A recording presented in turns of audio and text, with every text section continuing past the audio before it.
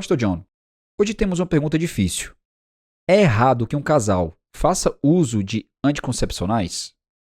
Com relação a pílulas, se elas causam aborto, então não se deve usar. Se você foi convencida pelo seu médico ou pela literatura especializada de que certa pílula vai atacar e matar um óvulo fertilizado, creio que não deve ser usada como método contraceptivo.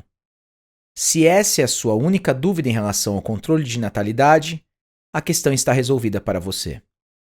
Mas se você tem dúvida se a Bíblia possui alguma influência com relação a você ficar grávida ou não, as coisas já ficam mais complicadas. Minha resposta é sim. Existem situações em que é possível regular de forma inteligente quando ter filhos e quantos filhos ter. Para explicar como eu chego a essa conclusão, vou falar de uma situação análoga. Às vezes as pessoas me perguntam se deveriam se casar. Quando eu respondo que não, elas dizem: mas Gênesis 2,18 diz que não é bom que o homem esteja só.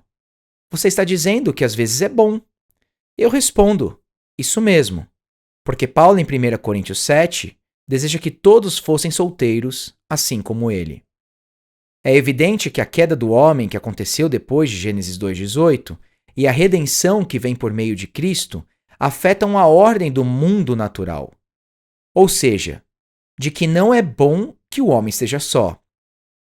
Isso acontece de modo que, em algumas circunstâncias, é melhor que o homem esteja só. Paulo pensava que era melhor que ele fosse solteiro porque poderia se dedicar mais a Cristo.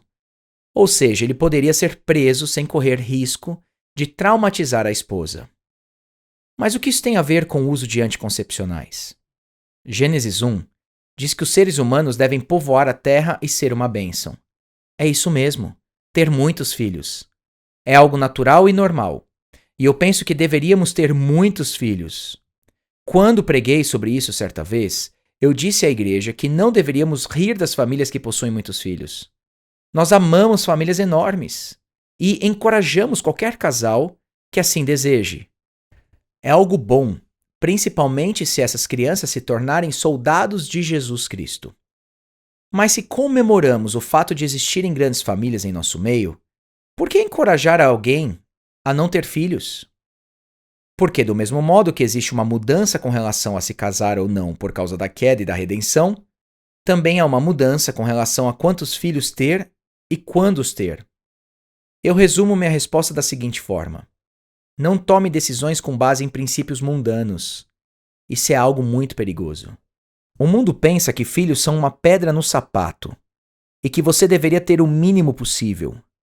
Muitos pensam que basta colocá-los em uma creche ou em uma escola, onde ele será cuidado e muito bem, obrigado, vou cuidar da minha vida. Para tais pessoas, filhos são um incômodo, mas esse está longe de ser um pensamento cristão. Nós devemos tomar nossas decisões com base nos propósitos do reino. Se por acaso, por razões e princípios encontrados no Evangelho, em prol do reino e a seu serviço, ter outro filho não seria o mais apropriado agora, penso que temos o direito e a liberdade de controlar isso. Mas esse controle deve ser feito de modo que jamais tenhamos de recorrer a métodos abortivos, a fim de decidir quando ter filhos ou quantos filhos ter. Você ouviu John Piper Responde, produzido por Desiring God, Ministério Fiel e Voltemos ao Evangelho. Para mais conteúdos gratuitos, acesse ministériofiel.com.br e voltemos ao evangelho.com.